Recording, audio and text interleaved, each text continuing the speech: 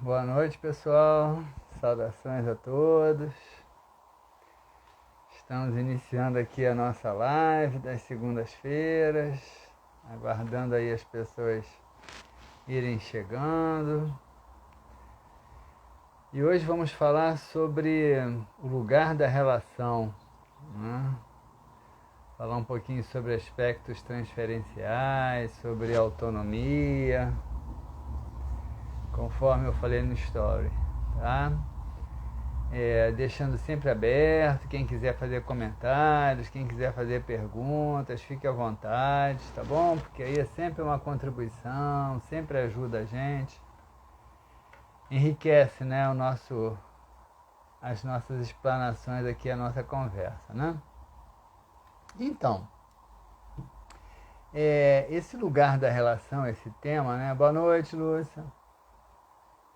Esse tema aí, lugar da relação, foi citado para mim por um paciente e me chamou a atenção na hora, essa frase, né? Ela surgiu para mim com um significado. Eu falei, não, tem alguma coisa aí que a gente pode estar traçando aí uma reflexão. Eu até fiz uma postagem, né? Tá no Instagram, no Facebook. Foi semana passada ou retrasada, agora eu já nem me lembro. Falando sobre isso, né? Porque quando a gente pensa, né, num lugar da relação, ou seja, de relação entre duas pessoas, é claro que a gente pode aí pensar em qualquer tipo de relação, mas a gente vai estar falando hoje mais aqui de relações conjugais, relações amorosas, tá? Mas a gente pode aí, no caso, pensar em qualquer tipo de relação, tá bom? Quando a gente pensa num lugar de relação, isso traz uma ideia meio estática para esse lugar imaginário. Porque é um lugar imaginário, né? Não é, quando ele fala lugar, e a gente está falando lugar aqui, não é um lugar real, não é um lugar geográfico, tridimensional. Né? É um lugar simbólico, um lugar afetivo, um lugar de convivência, não é? Um lugar de troca, aonde a relação acontece. Então, quando se fala num lugar de relação, traz a ideia, não é, de um estado estático. Né? Por quê? Porque o lugar por si só, por que usa a palavra lugar? Porque o lugar traduz um espaço. E esse espaço de um lugar qualquer é um espaço dimensionado, né? Que tem limites, que tem acesso, que tem saídas, enfim. Então, quando se fala de um lugar de relação, é como se estabelecesse uma expectativa idealizada para aquela relação. E aí isso limita a relação, né? Isso limita a relação e faz com que falte dinamismo para essa relação, faz com que falte motivações, faz com que falte desafios novos que possam fazer com que essa relação seja mais rica. Porque veja bem, quando você pensa num lugar estático para a relação, você pensa num lugar que você idealiza, mas que nem sempre é o lugar que o outro idealiza também. Aliás, mesmo que o outro queira conviver com você, né? Nesse lugar de relação. Mas, obviamente, cada um vai ver esse lugar do seu prisma, do seu ângulo, do seu modo de ver. Ninguém vai ver igual ao outro. Então, quando você fecha a sua expectativa de uma relação, você faz com que as possibilidades de frustração elas aumentem muito. Porque você vai ter limites, você vai colocar o outro dentro desses limites, você vai submeter o outro. Isso já faz com que esse tipo de relação seja uma relação tóxica, porque o que é uma relação tóxica? É uma relação que aprisiona o outro. Né? Geralmente a gente usa muito relação tóxica no sentido de você conter o outro. Né? Nesse sentido que eu estou falando, também a relação é tóxica, porque você vai acabar contendo a livre manifestação do outro. Boa noite, Nel de Vale, seja bem-vinda. Você vai acabar contendo a livre manifestação do outro, porque você espera alguma coisa do outro que nem sempre o outro vai poder dar ou não vai dar integralmente, vai dar em parte, porque o outro é o outro, não é você, não é o que você espera dele. E o que você espera dele? Você espera dele, geralmente, aquilo que você traz dentro de você como expectativas que não foram bem realizadas ao longo da sua história. Né? E aí a gente vai entrar na ideia dos processos transferenciais do Freud, que a gente vai falar um pouco hoje aqui. Mas o lugar de relação, ele acaba sendo um lugar falido por si só.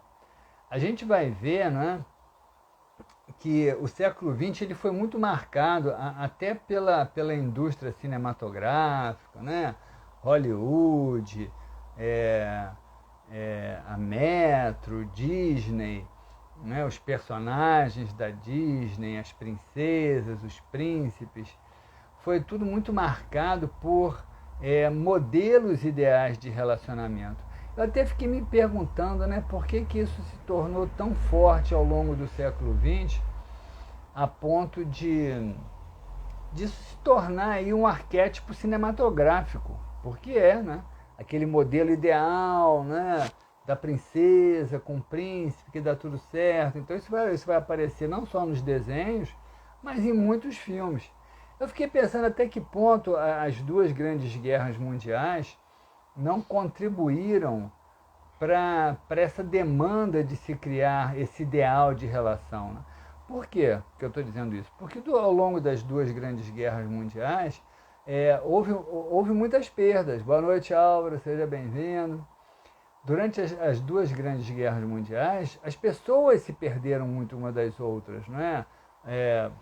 Esposos, esposas, filhos, pais morreram.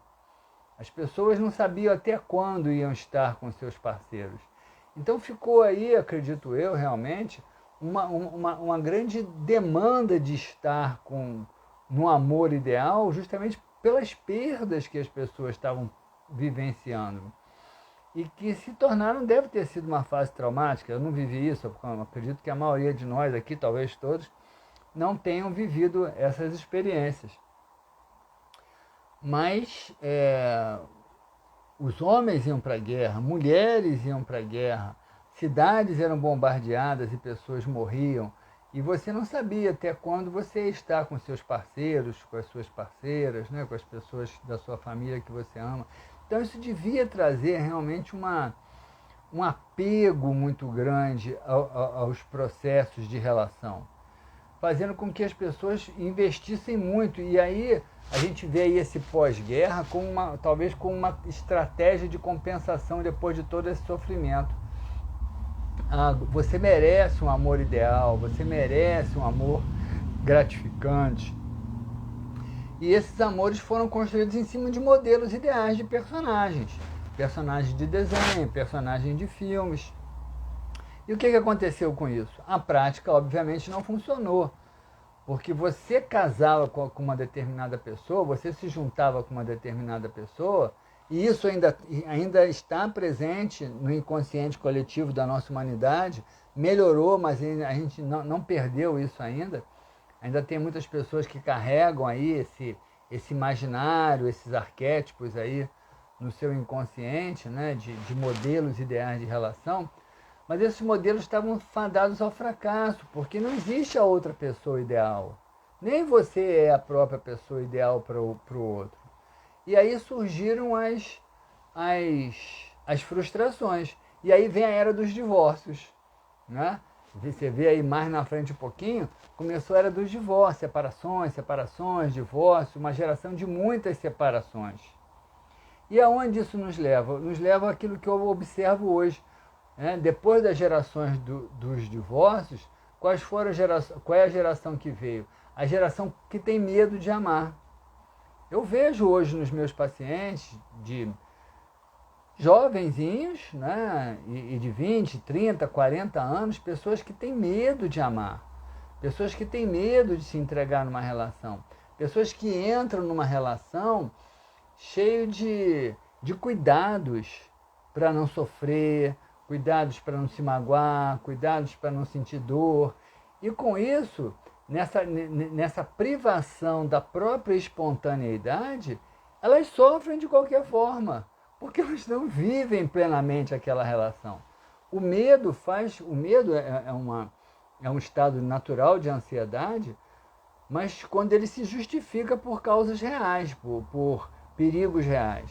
O medo que é vivido por perigos imaginários é o medo neurótico, né? Então, ele não se justifica. E aí a pessoa deixa de viver as possibilidades da sua própria felicidade com medo de com medo de sofrer. Um sofrimento que ela nunca sabe se iria realmente acontecer, né? Mas ela acaba sofrendo de uma outra forma porque ela se priva de se relacionar, ou às vezes até se relaciona, mas se priva de se entregar, de viver mais plenamente aquela relação. Então, o que a gente vê hoje, né? Eu acho que tem uma grande pergunta que fica aí no ar, o que é o amor, né? No sentido conjugal. Existe esse amor no sentido conjugal? Porque o Freud, quando ele estuda aí os processos de relação, ele vai falar muito dos processos transferenciais, tá? Os processos transferenciais, eu vou falar o que é o processo transferencial. Os processos transferenciais, o Freud ele vai olhar muito eles acontecendo na relação paciente-terapeuta, né? Tanto homem, paciente, mulher, paciente, quanto homem, mulher, terapeuta. Então, o Freud acreditava que o paciente, e isso é uma realidade, ele transferia para o terapeuta processos mal resolvidos, afetivos, da história dele, geralmente da infância com pai e mãe, geralmente, tá? Mas, claro, tem os substitutos que têm aí uma característica muito similar, que também podem ter ocupado esses lugares, tá bom? Mas, a princípio, muito fortemente pai e mãe. Mas o que a gente observa hoje é que esses processos transferenciais, apesar de acontecerem de uma maneira mais óbvia, mais perceptível na terapia, no setting terapeuta, né? Terapêutica, naquela relação ali entre terapeuta e paciente, porque é uma relação ali de intimidade, é uma relação ali de se abrir, é uma relação em que o terapeuta é muito neutro, e por ser neutro, o paciente tem uma capacidade de projetar nele os seus próprios desejos, porque como o terapeuta ele não se manifesta enquanto pessoa, ele se manifesta enquanto terapeuta, mas a princípio ele não se manifesta enquanto pessoa, ele é como um objeto sobre o qual o paciente pode lançar as suas expectativas, porque ele não tem algo ali que o frustre, a princípio, tá? Nessa questão transferencial. Mas essa questão transferencial, a gente vai ver que ela acontece também nas relações conjugais. E aí vem uma grande pergunta, né? O que é o amor? Será que existe um amor sem relações transferenciais? Eu acho muito difícil da gente conseguir definir isso com clareza. Porque todos nós, de alguma forma, temos questões aí que não foram bem elaboradas na nossa infância. Uns mais, né, que se estruturam em neuroses, né? Mas outros menos, mas também tem. Né? Aquelas relações de amor intenso entre filhos e mãe, entre filhos e pai, aquelas relações de insatisfação, de queixa, de carência, enfim, todas as relações que geram relações entre pais e filhos, mais especificamente, que geram situações mal resolvidas, que geram queixas, que geram demandas, que fica como um fato em aberto que você não conseguiu resolver, o seu psiquismo ele fica sempre demandando repetir aquelas situações para resolver. Então, ao longo da sua vida, você vai buscar uma pessoa que você vai escolher dentre as milhares aí que existem, né, que vão cruzar o seu caminho, mas você vai escolher uma pessoa que você encontra alguma, a gente chama isso traço, tá? Algum traço que o faça tornar parecido com o seu personagem original, e você vai ter aí uma demanda de projetar nessa pessoa as suas próprias questões mal resolvidas, porque o seu psiquismo precisa resolver aquilo. Isso é um processo transferencial. E aí você acredita que está apaixonado, que você ama, mas muitas vezes não está. Agora, vai separar o amor de transferência? É dificílimo. Eu gosto muito de dizer o seguinte: cuidado com a paixão, porque a chance de uma paixão, aquela coisa que vem avassaladora, ser um aspecto transferencial, é fortíssima. Tá? Paixões geralmente são processos transferenciais, né? Por isso elas são muito perigosas.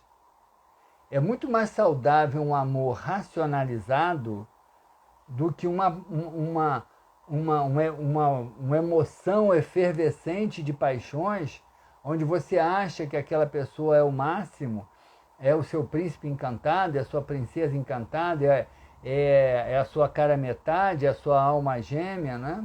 É aquele que veio completar o seu vazio. E na verdade você aos poucos vai se frustrar, porque aos poucos, você no início você cria, você entra naquele imaginário, no início você entra naquela fantasia, mas aos poucos no cotidiano, no dia a dia, você vai vendo que aquela pessoa ali é outra, que ela não é a mesma que você. É claro que você muitas vezes nem pensa isso, mas o seu inconsciente vai se dando conta que aquela outra ali não é a mesma. Que a sua demanda era com o personagem que ficou para trás. Muitas vezes você nem racionaliza isso, tá? Mas isso está acontecendo a nível do seu psiquismo. E aí a frustração é inevitável. A Neurivalli está falando aqui, as pessoas hoje são mais independentes. Acho que isso também influencia nas trocas, nas relações. Sim, sim. A gente está vivendo isso. Eu vou falar daqui a pouco um pouco disso, tá? Vou chegar lá, Neurivalli. Eu vou falar essa questão um pouco da autonomia. Aí a gente comenta um pouco disso que você falou aqui. Né? Então,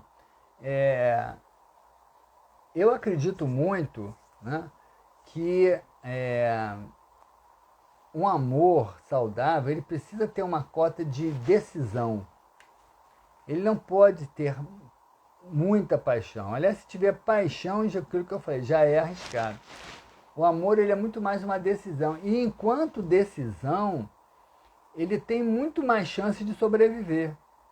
Porque a paixão, quando ela se frustra, quando você percebe que o outro não é o mesmo personagem do seu passado, e você começa a se frustrar, aquilo vai esvaziando e vai se perdendo. Mas quando um amor é fruto de uma decisão, ele consegue se manter. E ele pode ser extremamente gratificante. Até porque, veja bem, eu até escrevi um texto há muito tempo sobre essas questões de neuroses complementares e neuroses, eu não me lembro qual é o nome que eu usei, é neuroses complementares e neuroses reagentes. Neuroses reagentes. Relacionamentos complementares, relacionamentos neuroticamente complementares e relacionamentos reagentes. O que são os relacionamentos neuroticamente complementares? É quando você tem uma demanda neurótica e a outra pessoa tem uma demanda neurótica dela, vocês se encontram e aí vocês se apaixonam. Mas você se apaixona porque a sua demanda neurótica encaixa na demanda neurótica dela. E aí vocês acham que vão ser felizes para sempre, mas não vão. Não vão, a Neurivalli está falando, amor é parceria, sim. Não vão. Não vão porque aquilo ali vai se esvaziar. Agora, quando você tem um relacionamento que tem um nível de reação, um nível de entrechoque, e você sabe administrar isso com uma decisão, com uma maturidade, isso pode ser extremamente estimulante, porque tira você do seu lugar, desafia você, propõe novas possibilidades, né? Propõe novos enredos, enriquece a sua dinâmica de relacionamentos. Então é muito mais interessante um relacionamento que gera algum nível de conflito do que um relacionamento que vai se esvaziando pela frustração. Aliás, tem uma pesquisa, né, feita por um psicólogo lá de São Paulo, de Santos. Deixa eu ver se eu vou me lembrar o nome dele, que eu me lembrei dele agora. Eu estive até com ele num congresso lá no Rio Grande do Sul. A gente até bateu um papo lá muito interessante. Não estou me lembrando. Ele é lá de Santos.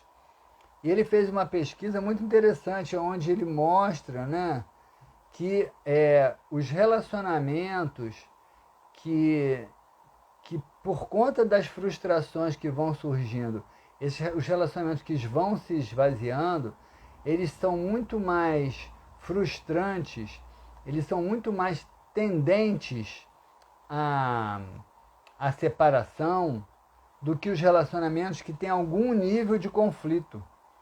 Porque aqueles que têm algum nível de conflito, claro que não é uns conflitos absurdos, né, de guerras conjugais, tá? Mas de algum nível de conflito, eles trazem desafios, eles trazem estímulos e que enriquece, e que ainda vou dizer uma coisa mais para vocês, tá? Alimenta o desejo sexual, alimenta o desejo.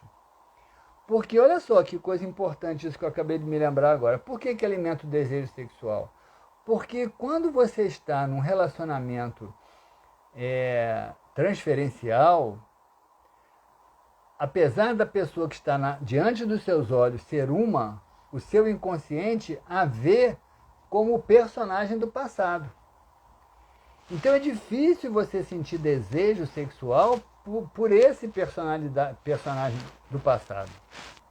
Ou talvez, mesmo que sinta, nos processos edipianos aí que o Freud estudou, esse desejo sexual vai vir marcado de culpa. Então essa relação sexual, ela tende a ser uma relação não tão satisfatória. Mas quando você lida com uma pessoa que traz para você um certo nível de conflito, mas que você não a vê como um personagem do passado, o conflito que essa pessoa estabelece com você, dentro de um limite saudável, volto a insistir, faz com que você a valorize enquanto pessoa. Porque o conflito só existe porque ela se posiciona, porque ela tem posturas. Então é muito mais fácil você sentir desejo por alguém que tem posturas, alguém que tem uma força de personalidade, né? Alguém que te instiga, do que você sentir desejo sexual por alguém que está representando um personagem do passado, alguém que está esvaziado de valores diante de você. É muito mais difícil você sentir desejo sexual por essa pessoa. Então esse tipo de relacionamento, ele está fadado a derrota, a derrocada, ele está fadado à frustração. Alguém que faça você pensar, é isso aí, alguém que faça você pensar, Anel de Vale. Alguém que faça você pensar é desafiador para você, é instigante, e por isso mesmo promove o seu desejo sexual. Tá? Mas para você chegar a um nível de relacionamento desse, eu volto a insistir, não é um relacionamento passional, é um relacionamento que tem que ser muito racionalizado mesmo, né? Eu penso muito eu me lembrei daquela música do Tim Maia, né? Acontece que na vida a gente tem que ser feliz por ser amado por alguém, porque eu te amo, eu te adoro, meu amor. Então, olha só que coisa, essa frase me chama muita atenção, eu acho muito interessante, porque olha só, ele não ama. Ele primeiro pensa assim, acontece que na vida a gente tem que ser feliz por ser amado por alguém. Aí que ele diz, porque eu te amo. Olha, então a felicidade de ser amado, né? A constatação de que ser amado por alguém era bom, faz com que ele tome a decisão de amar essa pessoa. Olha só, é uma música, essa letra é de uma sabedoria fantástica. É de uma sabedoria. Esses são relacionamentos, né? Tim Maia foi todo enrolado nos relacionamentos dele, tá? Mas ideologicamente, ele constrói aí uma grande verdade. E acredito que ele, né, é um homem muito inteligente, com certeza. né? Apesar de meio perdido lá nas emoções dele, mas que ele traz aí uma grande verdade, ele traz. Acontece que na vida a gente tem que ser feliz por ser amado por alguém, quer dizer, você tem que ser feliz, é uma decisão. Então, quando você toma um relacionamento por uma decisão e você investe em fazer aquele relacionamento gratificante, você pode chamar isso de amor, sem sombra de dúvida. Eu digo a vocês, é um amor que pode durar muito mais do que um amor passional e que provavelmente vai durar muito mais do que um amor passional. Provavelmente. Porque o amor passional ele vai cair aí na frustração de que ele era apenas uma ilusão.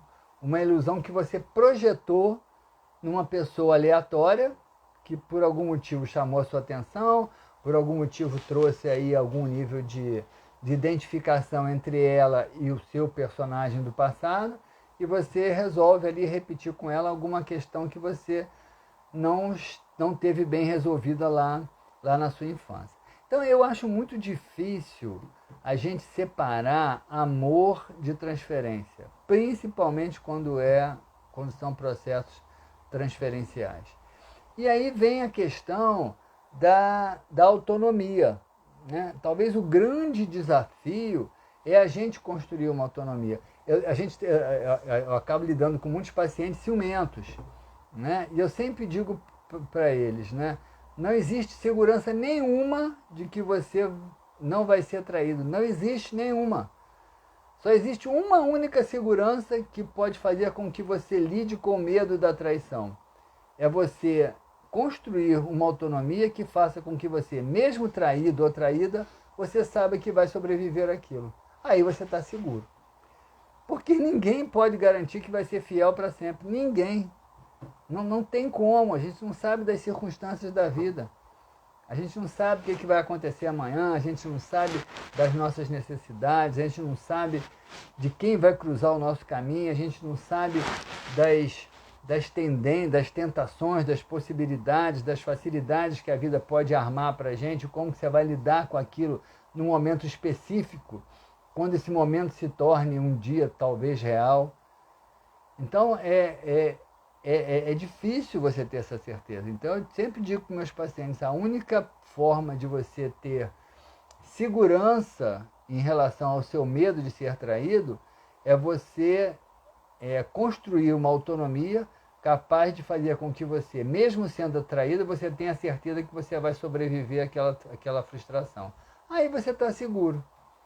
Mas se você acha que você vai morrer porque foi traído, aí vai sentir ciúmes, porque qualquer coisa vai ser ameaçadora, né? Qualquer situação vai gerar em você um medo de perder aquilo que se tornou para você a sua cara metade, a sua alma gêmea, né? O seu parceiro da eternidade, enfim, coisas desse tipo que a literatura aí, que a filosofia, que o cinema projetou na cabeça de todos nós.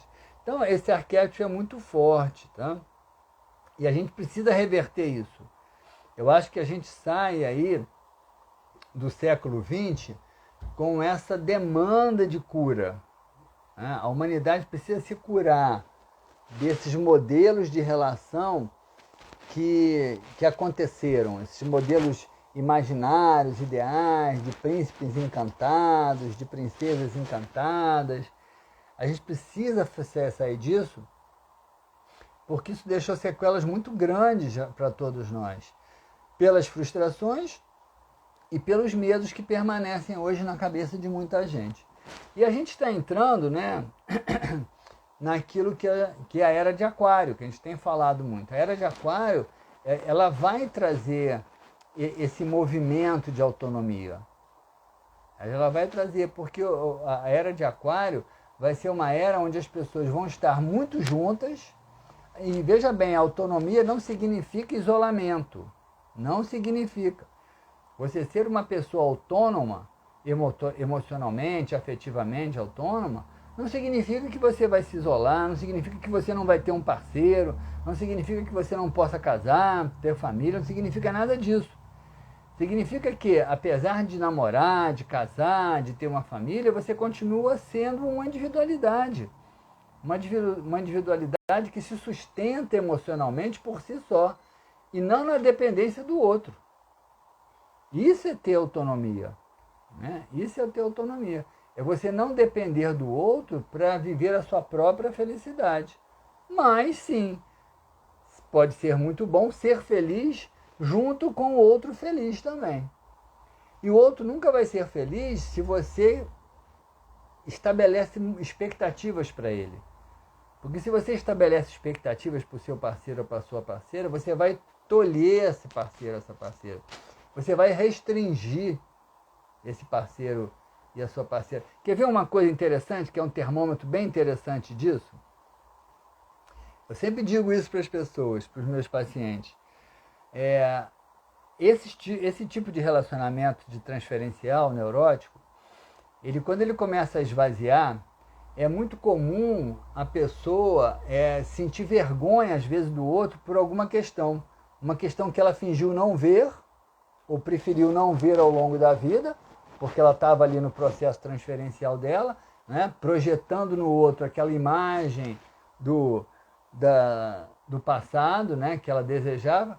Então, ela prefere não ver isso ali no outro. Então, muitas vezes a pessoa se perde nisso e deixa de ver o outro como ele realmente é.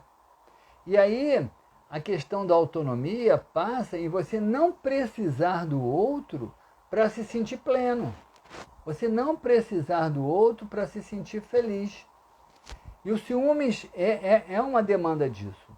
Né? O ciúmes é uma demanda de alguém que precisa do outro para se sentir feliz. Eu estava falando, né?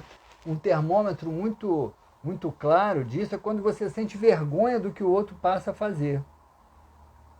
Que já fazia antes, mas você não preferia não ver. E aí quando você começa a sentir vergonha do que o outro possa fazer, que talvez seja algo que você condenava e preferia ignorar, por que você sente vergonha do outro? Porque você está identificado com o outro. Se você tiver autonomia, pode ter certeza que esse é um grande termômetro. Se você tiver autonomia, você vai se postar diante do mundo da seguinte forma: ele faz o que ele faz, mas eu não sou ele, eu sou eu. Então não tem por que você sentir vergonha de nada. O outro é daquele jeito porque ele é.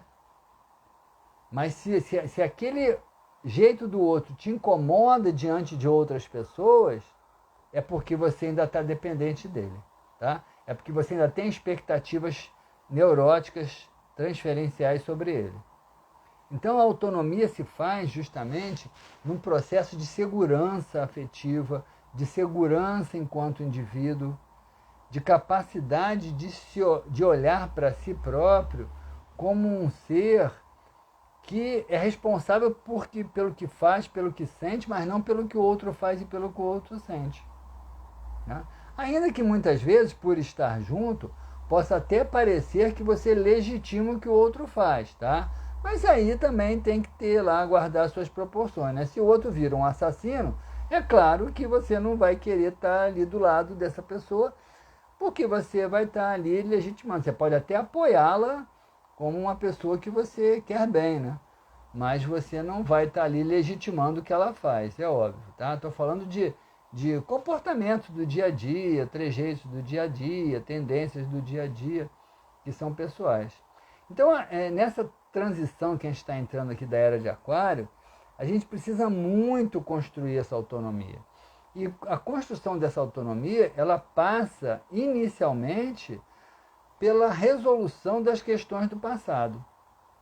Independente de você fazer terapia ou não, a terapia ajuda, claro, mas independente de você fazer terapia ou não, medite sobre a sua história, medite sobre os seus relacionamentos. Por quê? Porque a vida ela vai empurrando a gente para frente e a gente vai reprimindo as questões que não estão bem resolvidas e elas vão ficando lá guardadas, mas vivas.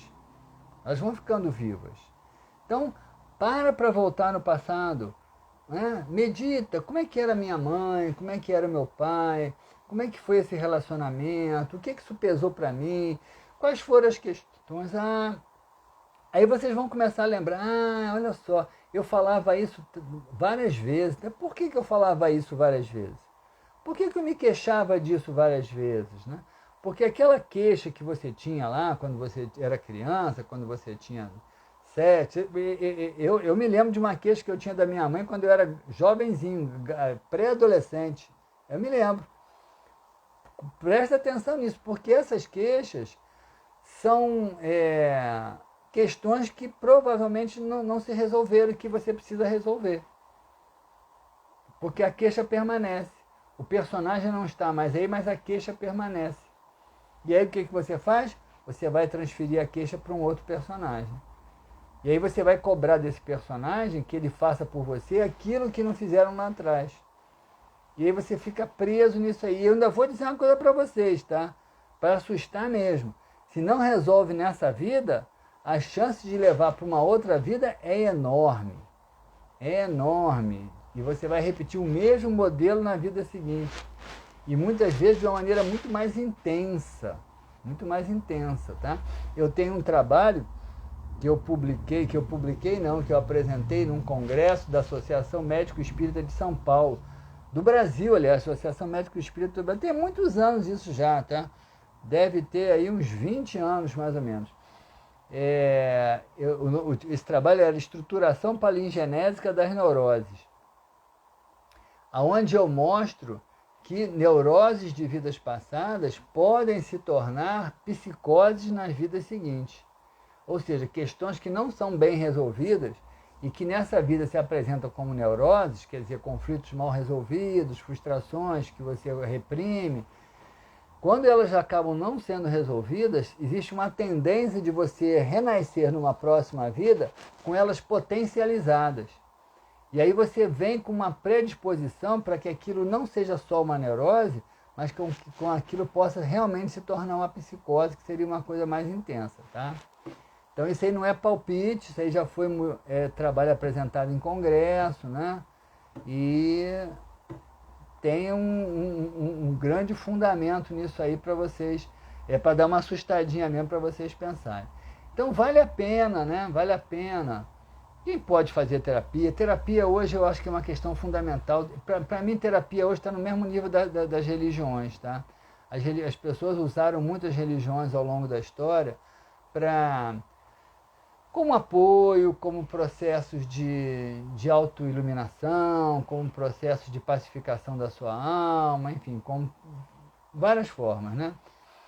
Só que as religiões, com as suas características, elas se perderam muito, né, das suas essências, né? Se tornaram muito... O ser humano contaminou muito as religiões com as suas próprias imperfeições.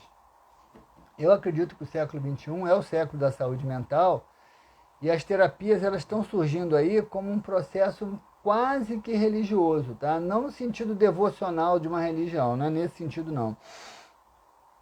Mas como uma grande estratégia de autoconhecimento, de libertação, de encontro da felicidade, de renascimento para um novo ser, né? Um novo ser que é você mesmo, um ser mais pleno, um ser mais liberto, um ser sem conflitos do passado, um ser que consiga olhar a realidade tal qual ela se apresenta, claro que, né, pensando quanticamente aí dentro daquilo que é possível ser real, mas não olhar a realidade com as suas projeções internas psicológicas, né, que não estão bem resolvidas, que você vai lançar sobre aquilo ali.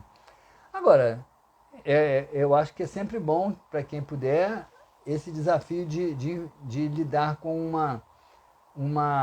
uma terapia. Mas, para quem não vai, faça a sua autoterapia, faça a sua autoanálise, medite, resgate as suas histórias do passado, resgate os seus processos aí, resgate as suas frases chaves do passado, as suas queixas do passado, porque elas falam muito de você. A Neurivaldo está falando aí de cura, né? Ela não aparece para mim. Veja bem, Neurivaldo, a gente hoje, né, principalmente em psicanálise, a gente não trabalha mais com a ideia de cura, a gente abriu mão disso. Aliás, o próprio Freud, né, lá na pureza lá da construção da psicanálise, ele mesmo dizia que nunca sabia quando é que os pacientes dele estavam curados, ele não dava alta para ninguém, né? Porque ele chegou a um ponto que ele via que o inconsciente era um poço sem fundo, e nesse poço sem fundo ele não sabia onde terminavam os problemas das pessoas. Né? Imagine se ele acreditasse em vidas passadas, né? Se ele conseguisse aí fazer regressão, acessar vidas passadas, aí que ele ia ver mesmo que o poço não tinha fundo. Então, a gente hoje não trabalha, como o próprio Freud também questionou isso já naquela época, a gente não trabalha com a ideia de cura. A ideia de cura é uma ideia muito do behaviorismo, né? Do comportamentalismo, da psicologia cognitiva, que trabalha muito com aquela ideia de condicionar para eliminar o sintoma e aí está curado. Né? A gente, na psicanálise, a gente não trabalha com essa ideia de o sintoma foi eliminado, está curado. Não. É claro que tem uma intenção de ajudar a pessoa a eliminar o sintoma, mas existe uma intenção muito maior que ajudar a pessoa na busca do seu autoconhecimento, na busca da libertação de tudo aquilo que possa ser um aprisionamento para ela. E isso não tem limite, ou pelo menos não tem limites identificáveis. Não tem como. Né? Cada um vai dizer para você, não, eu estou bem agora, eu não preciso mais de terapia. E eu não dou alta para ninguém, eu combino, né? Vamos parar? O que você acha? Às vezes o paciente fala, estou achando que está na hora de parar, então tá, vamos embora, já dá. Não, acho melhor que não fazer ainda. São combinações de momento. Mas o processo em si não termina ali. Aliás, eu sempre falo isso, né? Quem começa uma terapia de fundo psicanalítico e entra no processo, né, naquilo que o Freud chamou da aliança analítica, esse aí nunca mais vai parar de se analisar. Ele pode até parar de fazer a terapia, mas ele se torna, a mente dele se torna analítica. Então ele vai estar sempre se observando, vai estar sempre se analisando, vai estar sempre fazendo as correlações, vai estar sempre percebendo as características emocionais dele. Oi? Agora minha memória apareceu. E esse processo não tem fim, é um processo para sempre, né? Aliás, eu acho que de alguma forma, né, o processo da psicanálise, ela se resume bem lá na Grécia Antiga, né, no frontispício lá do tempo de Delfos, que foi o que o Sócrates usou, né, como uma verdade, né, dos princípios filosóficos dele, né? Homem, conhece-te a ti mesmo. E qual é o limite do autoconhecimento? Não sei. Será que existe um limite aí para esse autoconhecimento? Acho difícil, né? Nós somos um universo, né? Nós somos uma projeção do universo, enquanto projeção do universo, nós somos universos, né? Então qual é o limite para o universo? Qual é o limite para o universo que somos cada um de nós? Não sabemos. Mas o prazer está justamente nisso, tá? Nesse desafio. É justamente ao abraçar esse desafio que você vai construindo a sua autonomia. Porque você faz isso por você não faz isso por mais ninguém. É por você mesmo. Aliás, esse processo de autoconhecimento não pode ser feito por ninguém. Tanto é que quando alguém vai fazer a terapia, diz para mim, meu filho está precisando fazer a terapia, eu vou encaminhar, meu marido está precisando fazer a terapia, não. Dá meu telefone para ele, a não ser que seja menor de idade, claro. Dá meu telefone para ele, pede para ele me ligar, pede para ele me mandar mensagem. Porque tem que ser uma manifestação de um desejo. Né? A pessoa tem que estar com o mínimo de desejo de iniciar aquele processo, porque quem vai viver aquele processo é ela. E só o fato de viver esse processo já traz a ela um empoderamento, já fortalece o ego dela, porque é como que ela tomasse uma decisão em seu próprio favor, não pelo outro, mas por si próprio. Então só o fato de tomar uma decisão de fazer uma terapia já é um passo fundamental. É muito comum, paciente numa primeira sessão, e olha, eu não sou curandeiro, nem sou milagroso, mas paciente numa primeira sessão já sentia assim, nossa, estou me sentindo bem. Mas não é por mim, não, é por ele mesmo. é pelo que ele está fazendo por ele. O fato dele estar fazendo aquilo por ele já dá para ele um sentido de valor que o empodera para os desafios que ele tem na vida, né? Para as questões que ele vai ter que enfrentar. Então, isso é autonomia. Autonomia tem fim? Eu agora já consegui a minha autonomia, já estou livre de todos os meus problemas. Não tem, por isso que não tem cura. Autonomia é um processo de construção, é um processo de manutenção, como uma relação afetiva, né? Como um amor, como um casamento, como uma união que eu falei. É uma decisão a partir da qual você mergulha num caminho que você decidiu percorrer, que vai te levar em algum lugar. E aí você decide permanecer naquilo ali. Isso é um processo de análise. Tá bom? Então acho que era isso que eu tinha para dizer para vocês. Espero ter trazido uma contribuição, tá bom? Quem gostou e acha que tem amigos aí, pessoas que estão precisando ouvir essas ideias, compartilhe. Vai ficar salvo lá no Instagram, né? Ele vai estar falando livre de parte do peso, sim, com certeza. Essas questões mal resolvidas se tornam um fardo que você vai levando aí ao longo da vida e que vai te puxando para baixo, para trás. Então quem acha que foi bom, compartilhe com outras pessoas, manda lá para o amigo, para a amiga, né? Para o ex, para a ex-namorada, para o ex-marido, enfim. Que vocês acham que está precisando. Não vai ser nem uma indireta, né? Vai ser uma direta. Mas manda que a ideia é ajudar, a ideia é contribuir, né? E a Leonor está falando, que pena, que bom que você gostou, Leonor. Fico feliz de te ver por aí também. Durante a semana eu posto lá no YouTube também. Fica lá no meu canal do YouTube, vai estar lá também. Tá bom? Então, minha gratidão a todos, uma boa semana, um abraço no coração e até a próxima segunda.